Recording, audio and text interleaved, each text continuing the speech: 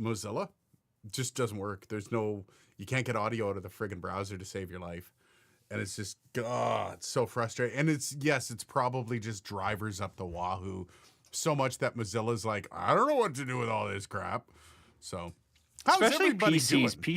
PCs don't react to a ton of drivers very well. Like No. I got a friend who's looking at, like, a coworker who's looking at getting an SSL, like, 8 rack mount pre's for, like, $4,000. And Nice. one of the things we talked about was, he's like, I could use their control surface and an interface, and it all works through the same app. I said, man, that is gold. I said, if you can restrict the amount of drivers on your machine, that will massively improve your stability. Beresford says, at pub with friends, might skip this one. Cheers, buddy. Drop one for us, okay? Goatee is coming back. It's slow. It's getting there. Slow but sure. Slow but sure. And SR375, Mac OS and Linux. How right you are. And you know what? This is actually just proving some of the bullshit I've had to go through to try to get my PC, because my PC this is my testing rig. And the amount of stuff that's been tested on this has just jammed all the drivers in. I can't get audio out of Mozilla. That's how bad it is. Like, Mozilla just flat out will not play audio, no matter what I try. And it's just because there's so much crap in the system. And I know it is. I need to do a wipe. But this is also why I'm moving my testing 100% over to Mac. Like, I've considered actually bringing my Mac Mini to this desk and just flat out, that's my testing. I don't have to deal with that shit anymore. You can plug in anything. It's just plug and play.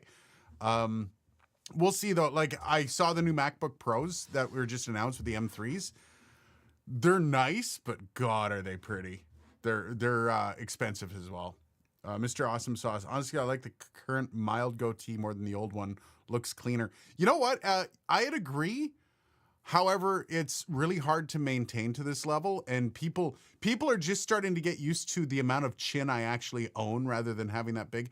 But I think I might start keeping it like a little bit longer, but not much longer. Just get a trim in there and just keep it like that. Maybe. We'll see. As I'm losing all the chins going to the gym, maybe it'll actually stand out a little bit more. I use a Sonnet Mac Mini rack mount adapter. Works great. What's a Sonnet Mac Mini rack mount adapter? Is that just? I'm assuming it's a like a mount for the Mac Mini to fit it into a rack space, made by Sonnet. Just a thought. Probably. Probably. I'm just gonna get the underdesk mount for it. It takes up so little room on your desk. I mean, it's so Blasphemy PC till death.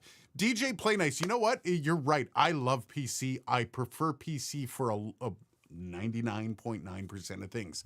I video edit on Mac because Final Cut Pro is just so easy to do these kinds of videos on a Final Cut Pro. It's so much easier than Premiere Pro. However, when you're doing what I do, where you're plugging in a ton of shit and loading drivers in and this, that, the other thing, it's death for a PC. Windows has no idea what to do with all that. And in order to remove the drivers completely, you actually have to get a program to go in and scrub your drivers. When you delete programs, it doesn't usually delete drivers. So I have deleted programs. I've deleted a bunch. But when I go into my driver list, I've got about 30 different drivers in there from things that I've long deleted. Like, I've got PreSonus drivers in there, and I'm like, I haven't hooked up PreSonus thing up in a long time to this thing. But yes, it's there. And yeah, the Mac just works. And that's the sad thing about it. But it also, like, it streamlines the review process. The less time I'm dicking around trying to get things set up on the PC, the more time I can be recording and talking about the product, right? And I don't know, man. Everything nowadays is developed on a friggin' Mac. Everything is developed on a Mac these days. Just because the ecosystem's so easy to work within. That said, I would not, under any circumstances, update your Mac until you know damn well everything's working. That's been a big issue lately. The new one came out, and it just happened to be about a few days ago that Rode got it working with a lot of the Rode stuff. So, but anyways, yes, we have Dylan here. Dylan's got some new gear. This is the new gear alert. Also, there's a new Audio Fuse interface on the market.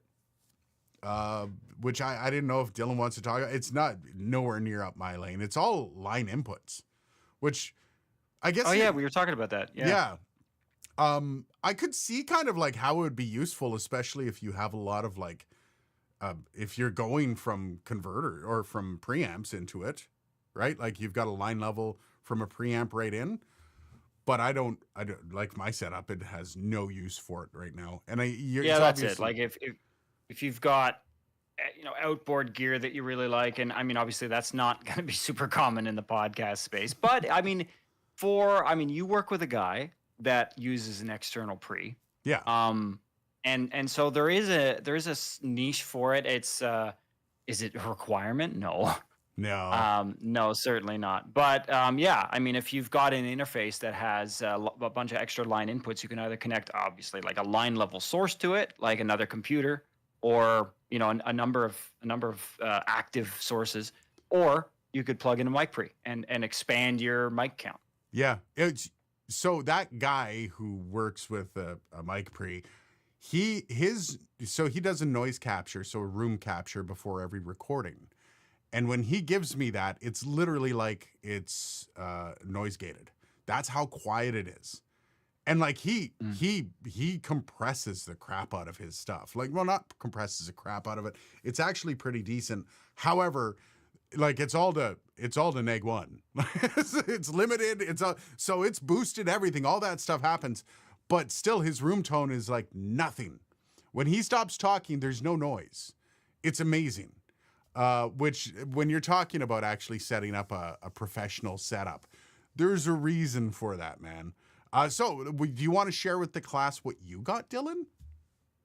Sure. I have a Neve 1073, which is a very expensive, in the $3,500-$3,200 range, mic preamp. That's literally all it is. It's not an interface. There's nothing digital about it. It's got an XLR in and an XLR out, and that's pretty much it. It's got two of them. I should say it's a dual preamp. Yeah. Single rack space. And so right now I am running through the 1073. The SM7 here is running through it. No cloud lifter. Which is why you've moved over to the SM7. Yeah, that's why we're on this side this time. We're a little inverted. But yeah, no cloud lifter. So straight in, like 80 to 85 dB a gain. Yeah, no problem running the SM7B with very little noise. Even if I put really heavy aggressive processing on it like this, it still sounds pretty decent. I do have to rewire this rack that it's sitting in because there's a buzz. There's a buzz that I got to find and deal with. And so there's probably power crossing an audio cable somewhere. There's been so many like things added and removed from that over the years that I think it's about time for rewiring and wiring it properly this time. Gotta love that, man. That's the one drawback of having a desk like yours is every once in a while something comes up, you're like, oh, crap. Yeah. Yeah, well, especially like, I don't know, we talked about, you and I earlier today about needing multiple mic inputs. Like I've got a 16 analog input interface. Like why would you, what other than having 16 things happening at the same time, what is a use for that? Well, in my case, I use it to have a bunch of stuff pre-wired in all the time. So when I need to do something, and you and I, Aiden, talked about this earlier, like time is money, right? So I don't want to be sitting dicking around setting stuff up and tearing it down, especially stuff that I use all the time, like an MS condenser pair. Behind me, or the IsoVox with the vocal mic in there, or this SM7, right? I just kind of want to leave it. So for this Neve, actually, I ended up taking a rack panel and putting a few XLRs in it, just so I could more easily patch stuff into the Neves without having to get behind my desk every 5 minutes. Yeah, that's a pain in the ass. Hex Enthusiast, that's a cool name, actually. Hey, mate, I've been loving your reviews, watching so many of your videos the past week. I'm looking at the LiveTrack L8, P8, or Rodecaster Pro 2, mainly for streaming, but will also be used for music. Ooh, P8, don't even bother. The P8's, it's great. It's just, they were too late to the party with that. If you're coming down to the Rodecaster Pro 2 or the LiveTrack L8, will also be used for music, makes me say LiveTrack L8. The LiveTrack L8 is actually a music interface that can be used for podcasting, not the other way around. And that's the one thing about the Rodecaster. The Rodecaster is great for streaming fraud, and you can record music or you can do music with it. However, it's first a streaming podcast interface, and with the add-on that you can do, quarter-inch inputs. So you can put a guitar through it and stuff, but that's not its main purpose. So if you really, it depends on what's more important to you. Do you want to stream or do you want to do music? The LiveTrack L8 will let you do both, but it will really do the music well. And the LiveTrack L8 actually comes with a lot of it's not done as well as the Rodecaster series, but it is done pretty well. So I'd say, the Rodecaster Pro 2 is very pretty, and it's a much better streaming device than the L8. The L8 has a little bit more of a learning curve, but it's way better for music because it's intended to be a board. Like the L12 has been a go-to for some time for a lot of music professionals. So the L12 works at, and the L8 is just a smaller version. I would say L8 110%. Rodecaster can record each input separately for post-processing. So can the L8, surprisingly enough. I use an old Blackjack Onyx most of the time, but I also have some 286s. Yeah, so, and this is the thing I was going to ask. We're going to do a poll here. Does anybody want to see me do a review on something like the Neve 1073? Let me do a poll, because Dylan was asking me. Start a poll. Should I review the Neve 1073? Dylan, you're still up for letting me do that? You're going to lend it to me? Yeah. And you trust me with if you want it. If you want it. SR375 already says yes.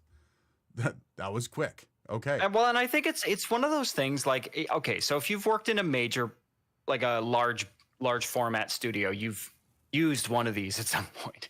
Most likely, large facilities. I mean, Neve, as far as like kind of one of the worldwide standards, like my partner was asking me, who would I know that would have been recorded on a Neve? It's like, oh my God, who haven't you heard that was probably recorded on Neve? Beatles, Red Hot Chili Peppers, Celine Dion, Mariah Carey, Michael Jackson. Like you can go on and on and on.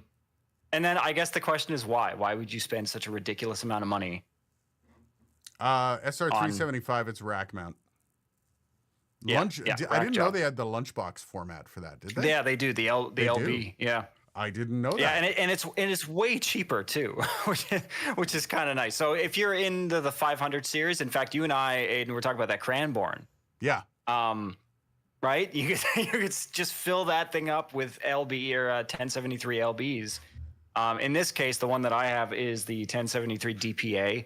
I did consider the 1073 DPX, or even, the DPX, which has the 1073 EQ as well. But I'm like, I don't need EQ on my mic channel. Like the preamp sounds really good by itself, and really I have a lot of great so. This is what the SM7B sounds, no processing, straight out of the Neve. Nothing in Pro Tools, nothing. And so you may hear a little wee bit of a buzz right now. Oh, no, I got a noise gate on it, so we're good. Or not a noise gate, spectral denoise. You can hear just a little bit. You can hear it touch. Yeah, when I talk. But so that's kind of what it sounds like naked. So right away, I noticed with the SM7 just a certain creaminess in the low end. I'd never actually, even when I use these in studios, I never thought of running the SM7 through it, because usually I would use something like there was an AEA RPQ amp was for ribbon mics that has like 85 dB of gain. That was kind of the go-to. But anyway, might be a neat thing to review. Yeah, you can put the processing back on. It is it is very much an SM7B. Oh yeah, it's so dull sounding without, and then I put this thick, luscious, and that's the other thing is this preamp signal coming out of it reacts really well to being mashed to hell, which right now it doesn't necessarily sound like it's being absolutely murdered, but I'm looking at the meter and let me tell you something. Well, it also sounds a lot better. Last week when you were limited and you were really boosting your mic, you can hear you could hear the distortion of the limiter. You can hear the, like, everything was like, it was just over way too much.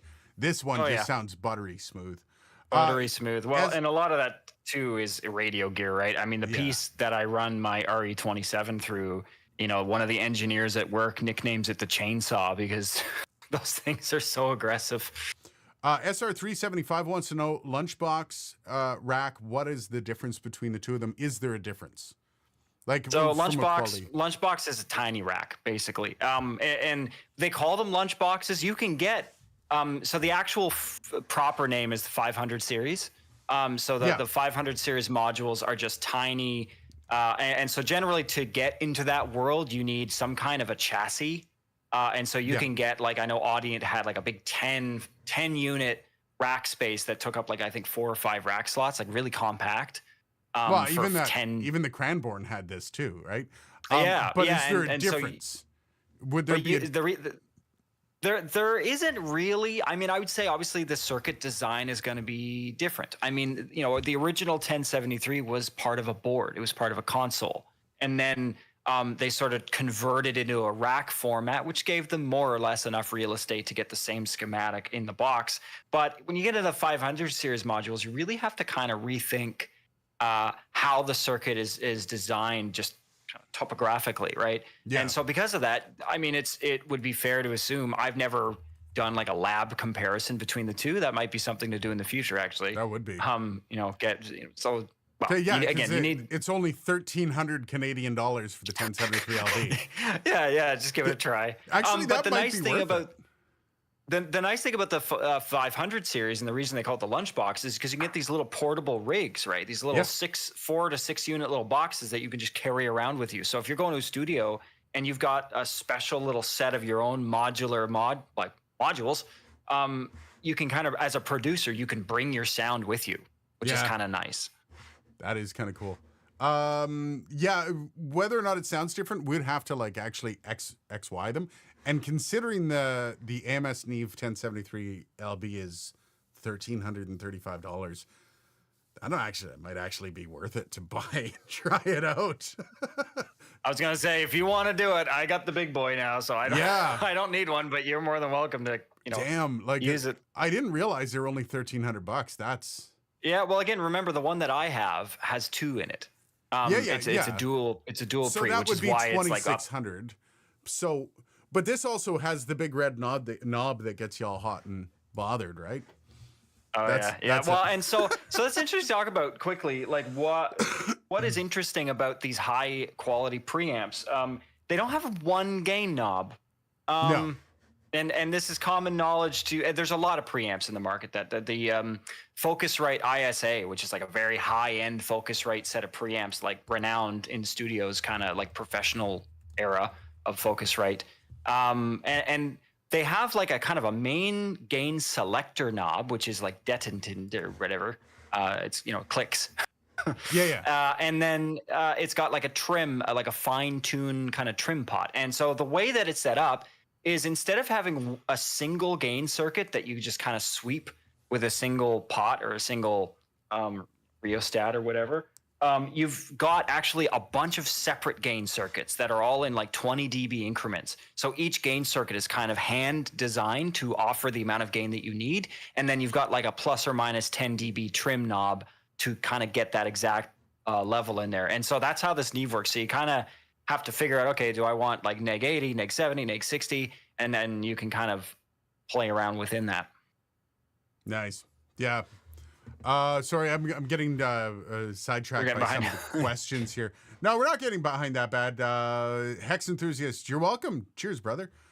Mr. Awesome Sauce, the fact that Neve is used by so many famous artists and also curiously expensive might be interesting to viewers. And this is one of the things that, like, when Dylan asked me, he's like, hey, do you want to review this? The first thought I have is, okay, well, I can't just go, time for a review of the Neve 1073, because that most people, a lot of people that watch my channel who are buying the $50 USB mic might not understand what a Neve is. They like, it would just go right over their head. So it's a matter of packaging the video and how you'd package that, and maybe explaining the difference between what a Neve offers you versus what a Scarlett offers you, right? Like, what are you getting when you grow into something like a preamp only kind of deal, right? And that's the thing when you're dealing with that kind of stuff. Now you need converters, which a lot of people use cheaper converters. They'll get the nice, but they'll go through a cheaper converter. So there's a lot of like, and that's that's the thing when it comes to an interface actually, and that's why I get people even at work that ask me, what's your interface at home? And I'm like, well, that's a complicated question because it's actually several things, right? An interface is actually a bunch of different components in one little box. Whereas in a professional studio, in a lot of cases, you'll have, I mean, some modern professional studios will have like a Studio B that's like a single little interface centerpiece for like DJs and stuff. But if you're recording like a large orchestra or big bands or something, you're going to want to have really high-end components. So in my case, I'm going through like an SSL. I guess my interface is technically an SSL MADI card in the computer, which then goes to a set of SSL converters, which now at this point is connected to like an Audient sort of main set of preamps, which are really clean. And then the Neve is going into the line input of one of the Audients. I have to plot out a diagram of all the places the signal's going. Just realized I missed Obscure Mics. I didn't realize he was here. Cheers, brother. Bark's here. I'm using StageRite 1073 as my main podcast pre now. I'm sure it's no Neve, but it's impressive nonetheless. Yeah, I think there is a Neve is fantastic, but there's a lot of preamps out there that you can get for like $5. Well, and the 1073 in particular as a design is one that has been mimicked sometimes really, really well by a lot of different manufacturers like Golden Age, which is sort of I don't want to say a knockoff, but like I kind of high end, not going to break the bank, but you're still going to get good quality stuff kind of company. And they have a version of the 1073. Neve is the original. Like the original design was from Rupert Neve. And then, now obviously we have Rupert Neve Designs, which I know you have a colleague, Aiden, that uses a Rupert Neve Designs preamp channel strip. Yeah. And, the Rupert Neve Designs stuff is also really, really good. Much more modern, but still really good. Neve versus clones. That's actually a good idea. That would be cool. I mean, I'm not gonna lie, it's been done, but you might be able to put a neat been done on here, man. If I had to if I had to do videos that haven't been done yet, Bandrew would have put me out of business. Literally, would have completely put me out of business. I was gonna say, I wonder if because I mean, Bandrew does a lot of microphones and other things too, but mainly microphones. I wonder if there's any content on his channel about 1073 or mic preamps in general. There has to be. I'm pretty sure, dude, he's got so many videos. But he's done a lot of stuff on. Here we go. Let me just search his channel. We'll see what we come up with. He's done a lot of gear stuff on interfaces, but it's been a while, I think. So 1073, that's the easiest way to find it. Budget 1073 clone, the Golden Age pre-73 Mark III. There review. it is. Yeah. So he's got. I think Golden Age is wildly considered one of the, certainly one of the more popular and just generally better of the clones. It's obviously still doesn't stack up to the original, but it won't do you wrong. I would say I've heard it, and for the price point, that's a good acquisition. How much is the Golden Age 1073? $500. Yeah, right. And same with the StageRite, the one that one that we brought up earlier. Yeah, that one. And so this might be a good one to go Neve versus knockoff. Yeah, because I mean that's not a huge. So $500 versus what, 4,000? Yeah. That yours was $4,000, right? No, it's 3,500. Okay, 3,500. I would go with US money, so it'd probably be 350 versus 3,000. So that'd actually be see now those are the kinds of videos that people will love and people will watch. People will go, I'm curious. What is the difference between that? Hey, now I find plenty of stuff that hasn't been done. Yeah, obscure. They also make it's like a 3-rack unit high, 8 unit 1073. There's 8 of them. Damn. I don't want to know what that's going for right now, but it's Yeah. a pretty neat piece. I wouldn't mind having that in my rig. I might order this for. I doubt it'll go on sale for. Oh, they have Golden Age Project Pre 73 Junior. Junior. It's for $359. I Oh. wonder. It's just a small little. It's a tiny little box. Tiny little anyways, box. Bought the X32 rack, Camille. Nice. Nice. That is very nice. That's actually a decent price too. That's a. The nice thing about, and I was talking with a coworker about this earlier this week, related to the Neve, is like, do any of these investments retain their value? Generally, Behringer, I would say no. However, the X32 is kind of the exception to that. The X32 is like, there's a hot commodity right now. Like you can still, if you bought an X32 like 10 years ago, you could still, assuming it's in good condition, sell it for near what you bought it for. Yeah. Like people want X32s. They're just so convenient, and useful. Gear Junkie says, would love to see a shootout of interfaces from $20 to $1,000. Law of Diminished Returns says we'd be fine with the run of the mill for most of us. Gear Junkie, that's actually an interesting point, because interfaces are they kind of have phases between, I'd say, about $100 to $1,500. And those phases, so like the $100 to $300 interfaces are kind of all the same, with maybe less noise on the preamp, maybe with small little feature like the Scarlett 2i2 has that little air button and little things like that. But then you get into the next phase, the $400 or the $500 to $800 ones, and then you get the $800 to the $1,200, then the $1,200 to the $1,500. And every time you go up, every time you move up, like for example, for $1,000 you get an Apollo. I mean, compare an Apollo to Scarlett 2i2, where maybe they have similar noise on them.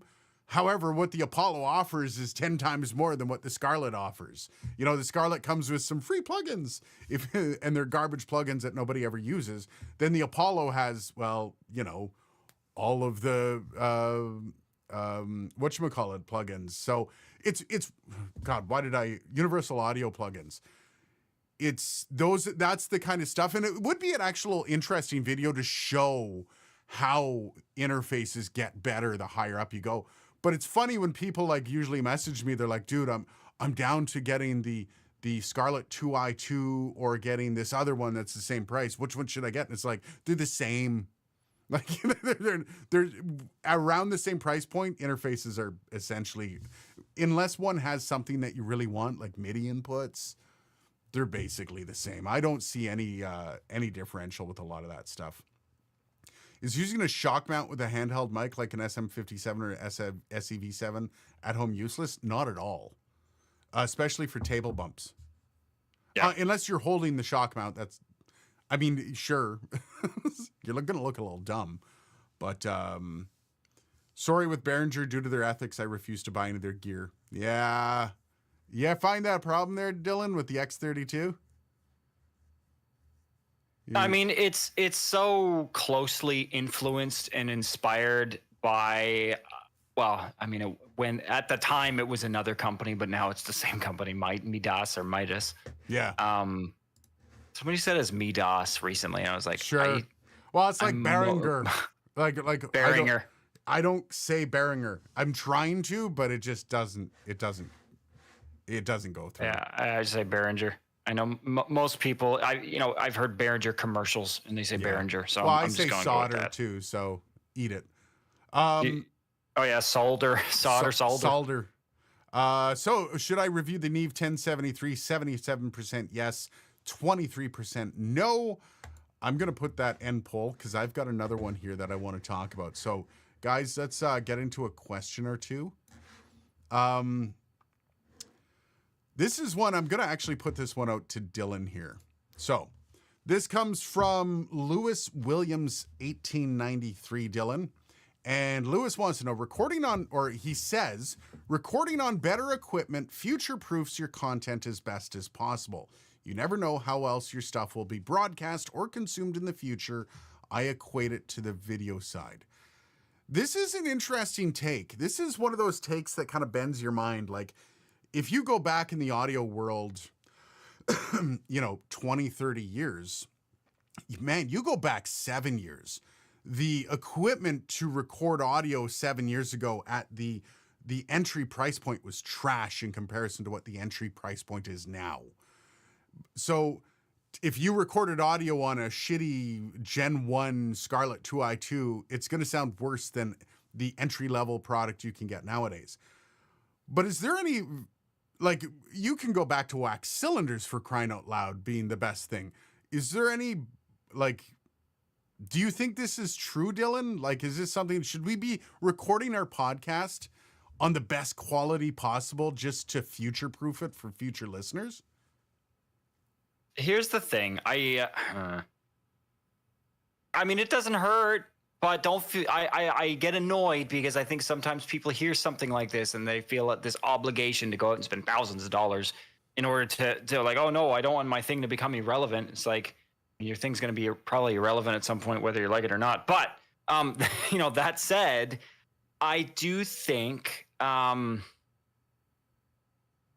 about I kind of address the one thing? So the way we're looking at it now, you can get an interface for under $300 that has an EIN of close to, if not on neg 130 dBA weighted. Okay. So here's what I'm gonna say. So what gets better really with newer interfaces? I would say we're at the point now where on good interfaces, the noise, the equivalent input noise is certainly good for everything that we needed to do. Basically, yeah. If you're recording audio for IMAX, there are tools for that. I don't think we're gonna have a problem where suddenly podcasts need to be made at IMAX level. No. Knock on wood. But like, I think what gets better? Okay, well, we get, new quantization amounts. We get new bit depths. Like, okay, at some point, 64-bit fixed point is probably going to be a thing if we don't blow ourselves up. Yeah, but I mean, let's say we're talking about you're recording a podcast. Okay, if you're recording music, yes, record on the best quality content or product that you can buy. If you're recording music, if you can only buy an SM58, record on it. But if you can afford more, buy more. But a podcast, do you think it's ever going to be somebody looking back on podcasts of old going, ha, those idiots recording on a Rodecaster Pro 2 and it just sounds so horrible and it sounds so much better? No. And I think audio and video are different in this respect. Video technology continues to get better and cheaper. Audio technology, like if you go into recording studios, any broadcast engineers or video or television engineers here, it's wired up like it's the 70s. Like audio, in terms of what designs are good and what designs sound amazing, like this Neve 1073 is like half a century old. Like this exact schematic that's used to make this piece of equipment is stupid old. So it's like, and it sounds amazing. So the thing is, I think that when it comes to audio, the question is, do you have a good sound? Yeah. If you have a good sound, and I would run that by a number of people with critical listening skills, just to make sure, right? Can you hear artifacting? Can you hear noise? Is there too much compression? Is there not enough compression? Is there bad EQing? Because those kinds of things will date your sound. And so I would say if you have a good sound, don't fuck with it. Just to get the newest, latest, and greatest thing. And again, continue to poke that. And if there's a point where you feel like, I don't know, there's a new trend in sounds, but I think right now we've had this sort of BS 1770-3 kind of LUFS standard that in every industry that could change over time. But I don't know. We're limited by humans' ability to perceive, right? So our ears have a certain capacity for, like 44.1 kilohertz is kind of the sweet spot. Yeah, Camille, for most things. Camille, we'll get to your question in a second. I just want to point out Red Cabin Acoustic. I've been saying this for I think about 5 years. The best quote unquote listening spaces for most people have is in their car. If people continue to listen on computer speakers, puck speakers, and iPhones, it will not matter. And like, this is the one thing that when the guy Edit for went and bought Neve, I think it was $3,500 Neve mic preamp. And he's like, I got to have the highest quality because I want the best quality going in. And I'm like, but Tyler, it's all going to be busted down and listened to through earbuds. Nobody's going to be like, yeah, it's gotten much better, because earbuds filter out a lot of the frequencies that are sounding better with a Neve, right? But he also had an interesting point, though. His point is you put good product in and you get good product out. How people decide to listen to it is up to them. But you know that people can listen to it on earbuds all the way up to a gigantic stereo with 30 speakers around them, right? So it's, yeah, I mean, like, I do agree. Like, most podcasters who are like focused on getting like an SM7B or even the MKH416, they're like, no, it's gonna be the best. Dude, nobody cares. Most people are listening on their car speed. As long as you don't have bad audio, if you have decent audio through an SM58 and a Scarlett 2i2, nobody cares. It's just, it's ridiculous. So Camille has a question that's going to be for Dylan, because it's a power conditioner. He says, I have a Furman power conditioner for my rack. Nice. If I'm going to use it with a stage box on a stage, should I also provide it with a power conditioner for a cleaner audio signal? I mean, I'll say power conditioner never hurts in any situation. Is it necessary in every situation, though? No. I mean, realistically, so here's one of the issues is I've noticed one of the biggest problems with a lot of buildings is voltage supply. Yep. And most power conditioners, unless you're stupid like me and you spend $2,000 on a voltage regulating power conditioner, you know, generally your power conditioner will filter out RF noise. I would say if the line is really noisy, or you've got like a nasty buzz or something, a power conditioner can help. I will say when it comes to stage boxes and stuff like that, what will be more critical for you is spacing your power supplies from your audio lines, especially for like guitars and stuff.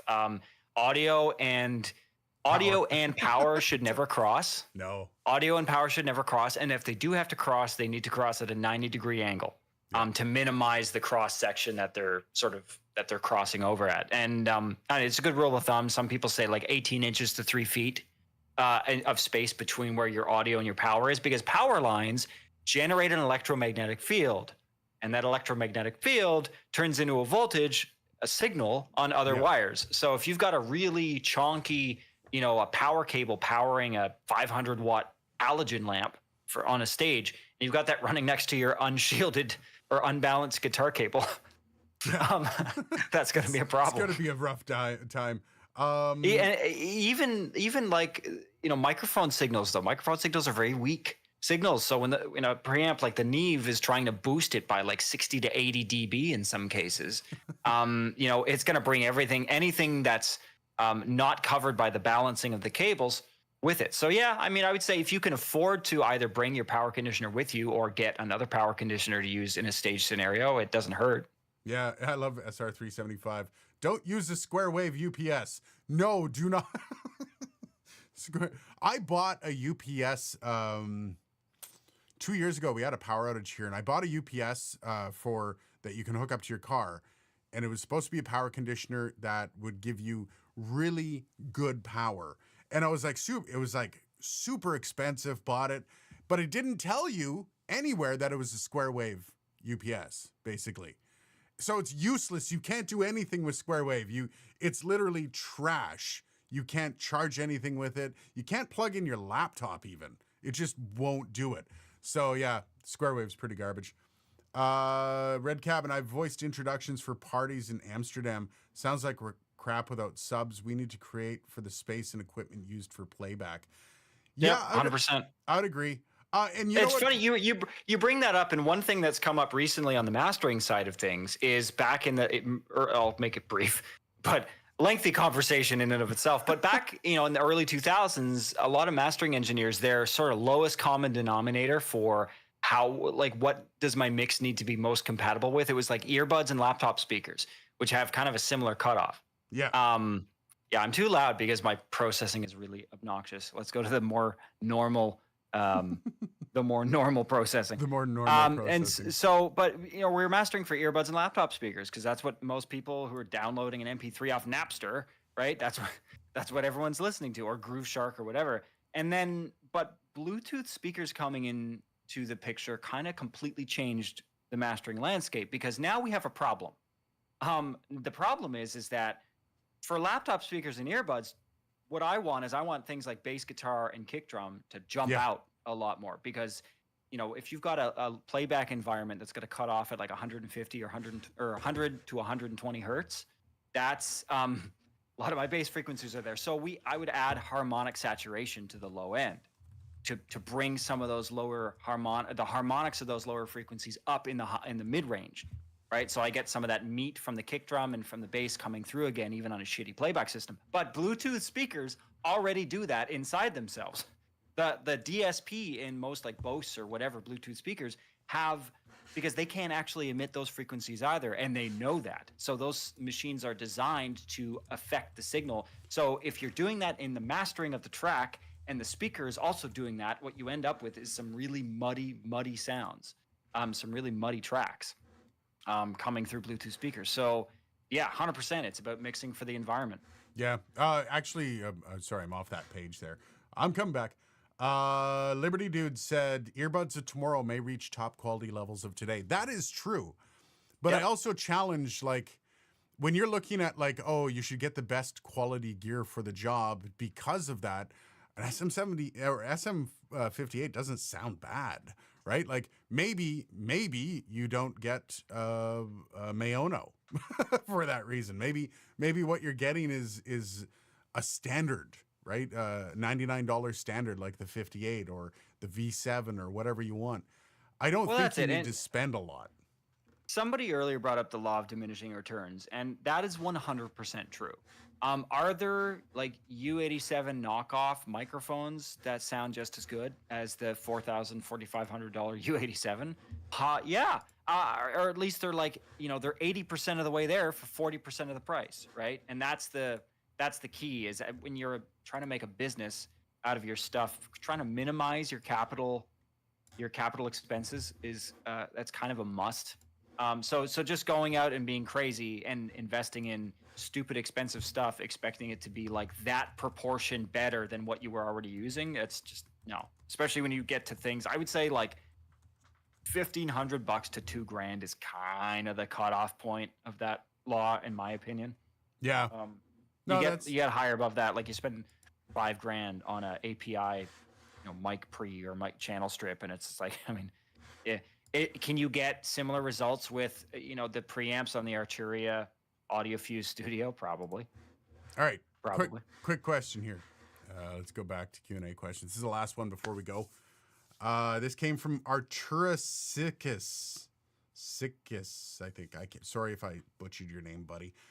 Sir, make tier list for mics for streaming, for casual gaming, and for studio. No need for ideas. Love your reviews. So the question I'm putting out is, do y'all want me to make mic tier lists? I have avoided mic tier lists like the plague, because what I think would be an S tier microphone would be the SM58. I think that's S tier all day, every day. That's a microphone like an SM57. How about totally S tier? I would rather have an SM57 than have Jesus, my mind goes like a TLM 103. I would rather have an SM57. If I had to choose between the two, 100% I would take an SM57. So I think it's rough, like when you start asking people like for a tier list. That said, I'm here to appeal to y'all. So I actually put it up on, I put up a community post. If you guys want to see me doing mic tier or any kind of mic tier list, hit me up there, because I'm kind of curious. Dylan, what would be your top S tier mic? Okay, I'm not familiar with this phenomenon, tier list. What I mean, I know what it is, but what is S? Why S? S is top, supreme, I guess, or whatever. S tier just stands So for what top. what are the tiers? How many tiers are there? S, well, it's usually A, B, C, D, E, F. Like F for the And then worst S. tier. Yeah, S is top tier. Like S is like the best. I mean, again, that's so subjective, and That's for like stupid, yeah. I have opinions, but just a disclaimer: I'm not in any way saying my opinions are gospel. Like That's you the ask problem. everyone is going to give you a different Yeah. answer because everybody's ears are different, everybody's preferences are different. Like I would say the SM7B for me is an S tier mic. Oh. I use this mic all the time. And it's I've never had an issue with it, and almost anything that I've used it for, it's like a 58 but better. You know, and I would say the 58 also. I would agree with you. That's an S tier mic Yeah. in my mind. You're gonna love the idiots that I was dealing with a couple days ago. I'm just moving down to it. Basically, a guy tried to call me out saying that the SM7B is garbage, and everyone knows it, Dylan. Everybody knows it. Yeah, everybody knows it's garbage. Yeah, here it is. Cool. So I did the video. Snazzy Labs was wrong. Snazzy Labs called out the SM7B. So I basically did a video up showing why it needs EQ and compression for the SM7B to sound decent. I threw together an SM or an EQ profile and threw some compression on it and just went with it. It wasn't like sitting there for hours tweaking it. I just made it loud and fucking proud. Okay, that's all I did with I just made it loud and proud. Basically, the profile that most people use for a podcast, loud and proud on the SM7B. And a guy basically told me that I can verify the mic does indeed sound like you're talking through 7-inch foam. The simple fact that it requires so much processing just to become on par with a $50 condenser should tell you that he was right. And I basically said no. And I was like, you know, I'm willing to let y'all have your opinion. If your opinion differs from mine, I don't really care. It's when people get personal and they attack you, which is ridiculous. And super common. Way more than it should be. It's brutal. And basically, he got all of his buddies. I got Reddit attacked. You could tell, like, he went and got all his buddies to come on and like his posts because they're all of a sudden, they all had 6 likes on them. All of them. Yeah. And it basically calling me an idiot and I'm garbage and all this stuff. And it's like, all over an SM7B, which is like industry standard for a lot of things. I stopped short in calling it a broadcast mic. I guess it is kind of a broadcast mic, but it's I mean that was its original It purpose. was, but it really has like it's obviously a broadcast mic because of how it's dealt with in Well, and so here's the thing. I think people assume that broadcast quality stuff is really high quality. Okay, I work at a radio station, all right? I've seen, now certainly it's changed over the years, but when it comes to broadcast, the sound quality is not as important as its durability. I would add one more thing to that. Broadcast microphones tend to be relatively flat and sound good on most people. So they're one of the most easy to match. Like it's hard to find somebody that sounds bad on an RA20. I think that's the way to put it. So broadcast, same thing with the SM7B, is it's almost so flat that everybody sounds equal on it. Nobody's... Yeah, and you just put a little bit of, you know, some kind of standardized EQing on it, like nothing crazy. It's a very forgiving microphone. Yeah, and that's the big deal with broadcast microphones is most people... you see people jumping in, everybody uses the same mic to host a radio show. So the 20-year-old girl that just did overnights and the 50-year-old guy that's doing mornings have the exact same mics and settings on them. That's the important thing about an RA20 or a BCM 104 or all these quote unquote broadcast mics is they need to do that. You don't get that same differential with a lot of microphones. I put Lisa in front of, oh crap, what's that really bright broadcast microphone? The name is missing on me. Lisa sounds horrible on a lot of the mics we do. It's just her voice doesn't translate well on a mic, on most mics. And so, but then you put her in front of an RA20 and she sounds fine. Her voice sounds just fine. That's the biggest reason they choose these things for broadcast settings. Honestly, even an RE20, like, I mean, it is the gold standard, but like, y'all heard an RE20 without anything on it? Yeah. It's not great. No. You know, I mean that's just to say like a condenser out of the box isn't amazing either. No. Like all mics require some amount of processing. Do condenser mics sound a little brighter? Obviously, because that's the technology. You know, that's how that the capacitance what's the word I'm looking for? The capacitance property that they operate on kind of lends itself to more sensitivity in the high ends, more detail also in the high frequency Yeah. And information. like the closest I've ever come to a microphone that doesn't need any processing is the MKH416 for me. I use this on all of my videos where I'm not reviewing something. So any talking head video, this is the main mic, and I do not EQ it and I don't compress it. It's literally just this microphone. The only thing I run on this on a talking head video is an RX mouth declick, and that's it. Sometimes I'll use voice denoise if the microphone picks up my computer, because the voice denoise just removes the computer from it. But if it's a talking head, this thing is as close as you can get. Can it still be improved upon? Hey, Hell yes. I was gonna say, when I think about it, you know, using shotguns in the past, like good big full size shotgun microphones, like the Audio Technica 835B, Yeah. which is one that I have, and yeah, I would say that or the MKH416, like those are the closest that I've ever gotten to. Not, I mean, I'm a producer and an engineer, so I process everything to some degree. I don't over process, but you know, there's always something on it. It never just goes in naked. No. You know, no matter what the mic, it could be a U87 and it's still not going in. But the idea that I'm doing YouTube videos with a microphone with like this microphone sounds fantastic naked. Yeah. Oh yeah. on my Like right voice. now. Yeah, it just sounds fantastic. And that's one of those things that you don't get with a lot of microphones. So it's rare. Like even the Rode NTG3, which I love, but it still needs a boost. It needs some clarity in the mids. It needs a little bit of a sparkle on the end. Otherwise, it's a little muddy. It's a little dark. Actually, you know what's funny? One thing I noticed with the Neve, and trying to explain with preamps specifically what makes what a good preamp sounds like, or it's so hard because it's weird stuff.